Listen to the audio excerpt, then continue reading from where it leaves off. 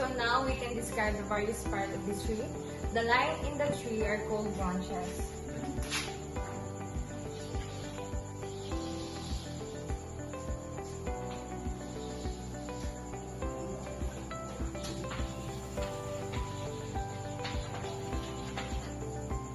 So, when we say branches, a line connecting two parts of the tree.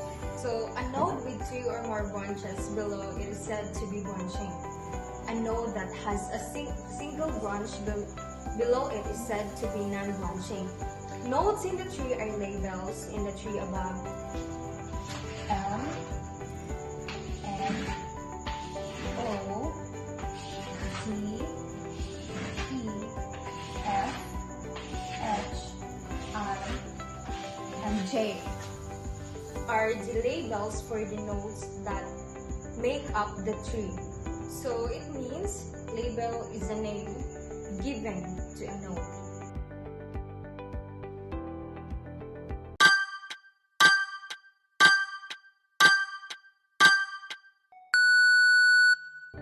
So first we should determine the branches.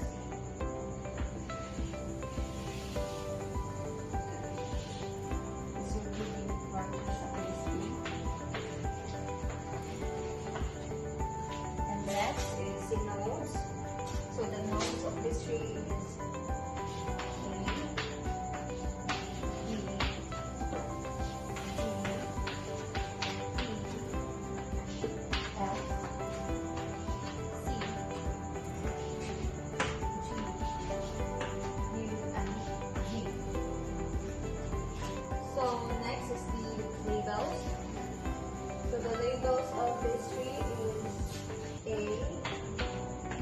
B, D, E, F, C, G, U, and V. Okay, for today, I will be discussing about the root node, terminal node, and the non-terminal node. So, when we say root node, it is a node with no line on top of it. Okay, in this structure, so where do you think is a root node? Okay, very good. This one is our root node because there is no line on top of it. Okay. Okay, we are now done in the root node. So let's proceed in a terminal node. So when we say terminal node, it is a node with no branch underneath it. So in this structure, where do you think is the terminal node? Okay, let's see. So this one is the terminal node because there's no branch on the bottom of it. And this one as well. Okay, we are now done with our root node and a terminal node. So let's proceed to the non-terminal node. So when we say non-terminal node, it is a node with branch underneath of it. So where do you think is a non-terminal node in this structure? Okay, our non-terminal node in this structure is N and O. Because as you can see that the N and O have a branches underneath of it. So can we consider that M is a non-terminal node? Yes, we can consider M is a non-terminal node because as we can see that it has a branches underneath. Because non-terminal node is a node with a branch underneath of it. So dominance or domination. It is typified when node A is dominating node B and if only if A is higher up in the tree than B and if you can trace a line from A to B going only downwards. So for example, M dominates N, O, D, E, F, H, I, and J. It is because M is higher than all these nodes and there are lines that connect them going downwards. Then N dominates D, E, F. It is because N is higher than D, E, F and they have a line that connects between them. And also O dominates H, I, and J. So M is the mother node and N and O are her daughters. So therefore, N and O are sisters. Then also, B, E, F are daughters of N, and H, I, and J are daughters of O. So H, I, J are the niece of N, and B, E, F are the nieces of O. So let's try. List all the nodes that are being dominated by A, nodes that are being dominated by C, and all nodes that are being dominated by A. And I will be giving you 3 minutes. So let's check your answers. All nodes that are dominated by A is B, C, D, E, F, G, H, I, J, K, and L. If you got the correct answer, good job! Nodes that are being dominated by C is H, I, J, K, and L. So, if you got also the correct answer, good job! So now let's proceed to the types of dominance, which are immediate dominance and exhaustive dominance. So when we say immediate dominance, it occurs when the nodes dominate only one branch that connects between them. For example, node N immediately dominates N and O, it is because there are only one branch that connects between them. While the exhaustive dominance, it dominates a set of terminal nodes. For example, node N exhaustively dominates D, E, and F, and node O exhaustively dominates H, I, and J. It is because according to our definition earlier, exhaustive dominance are the nodes that exhaustively dominates the sets of terminal nodes. This rule not only says that N dominates A and B and is composed of A and B. It also says that A must precede B in a linear order. A must be said before B because it appears to the left of B in the rule. The relation of what is said first is called precedence. In order to define this righteously, we have to first appeal to a notion known as sister precedence. Node A sister precedes node B if and only if both are immediately dominated by the same node and A appears to the left of B. If A is to the left of B in a praise structure rule MAB, then A and B are immediately dominated by M and the relevant order by virtue of the ordering within the rule. And now let's proceed to the sister precedence. Precedes node B if and only if neither A dominates B nor B dominates A, and A or some node dominating A sister precedes B or some node dominating B. The definition is pretty complex, so let's break it apart. The first bit of the definition says neither A dominates B nor B dominates A. The reason for this should be obvious on an intuitive level. So remember, domination is a containment relation. If A contains B, there is no obvious way in which A could be to the left of B. And now I will give you an example about that precedence. So this means that the noun clown precedes the verb kiss because the noun praise precedes the verb praise. However, we wouldn't want to say that the verb kiss precedes the noun clown because this is clearly wrong. The sentence said that the clown kissed the double man. The verb is follows the noun clown. This means that the noun clown precedes the verb is because the noun praise precedes the verb praise. Note that precedence holds over all nodes, not just terminals.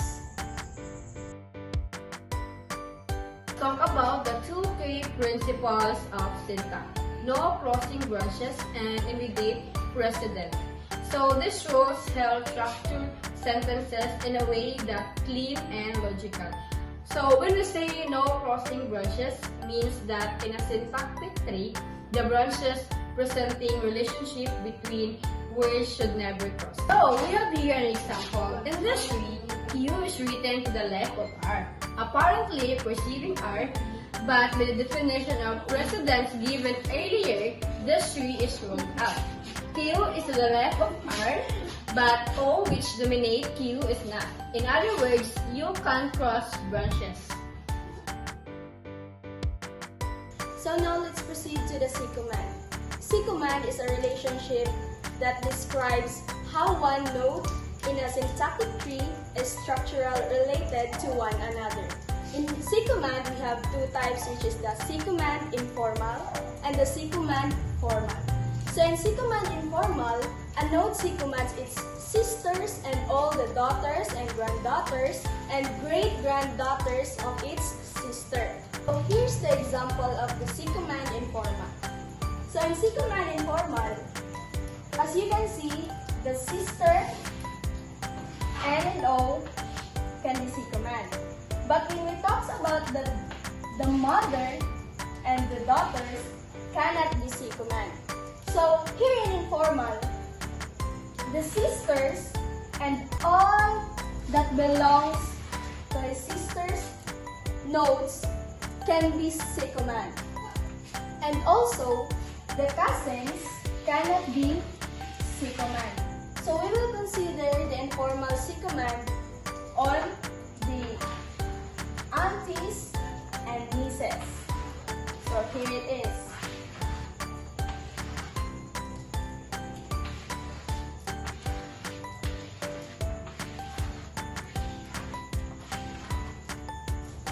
So here is the example of C command informal. So in C command informal, we have the N and O are sisters and they can be C command. Also, the aunts and nieces can be C command too. Under the O that dominates the all of its daughters. So here are the example of C command formal. So in C command formal, the example of here is N can be C command all of the daughters of its sister, which is the letter O.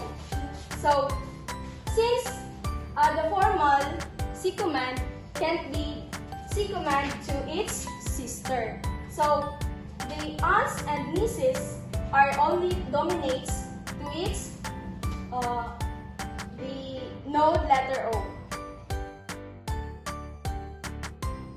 So here's an example. A symmetrically C commands B. If A symmetrically C commands B, then B also symmetrically C commands A. The other kind of C command is the kind that holds between aunt and her nieces. This is called a symmetric C command. Here in our example, C asymmetrically C commands B and H. Since as what we defined earlier, a symmetric C command is a relationship between aunt and her nieces. So I have here another example. So I want you to try to answer this. So I want you to identify the nodes that are symmetrically C command and the nodes that are asymmetrically C command. So I will give you 3 minutes to answer.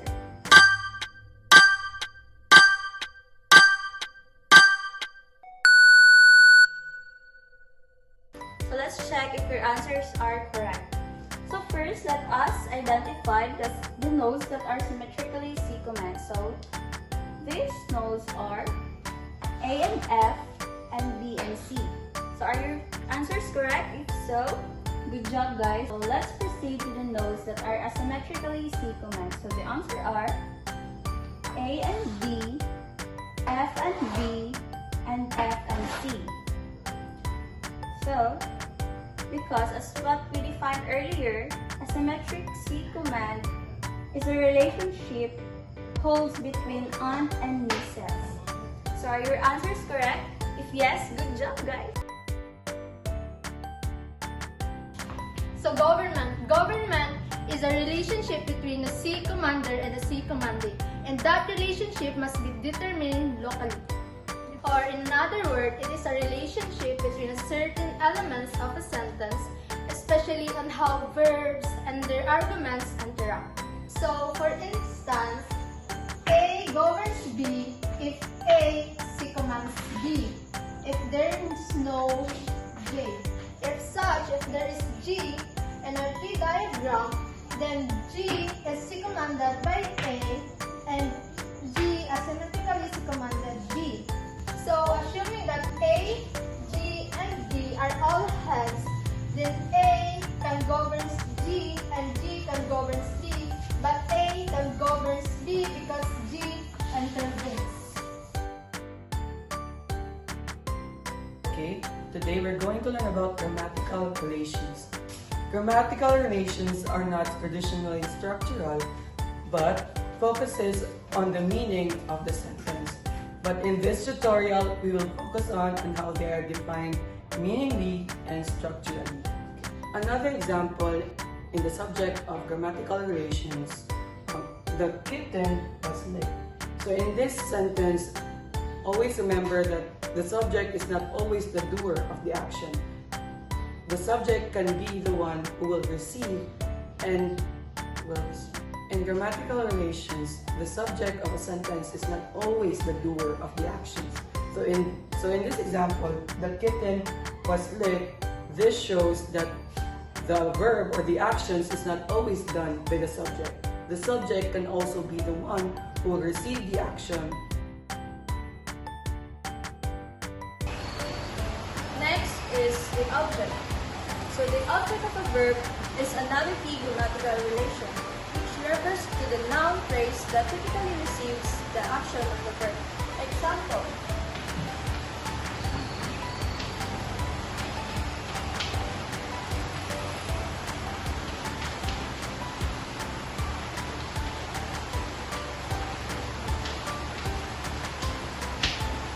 So in this sentence, the clown's nose is the object because the clown's nose is the receiver of the action being kissed.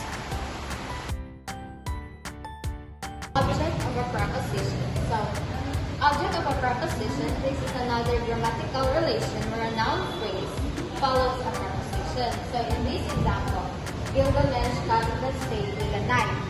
So, this example shows how the prepositional phrase relates to the verb cut. So, in the prepositional phrase with a knife, the object of the preposition here is a knife because a knife here stands as the receiver of that preposition with.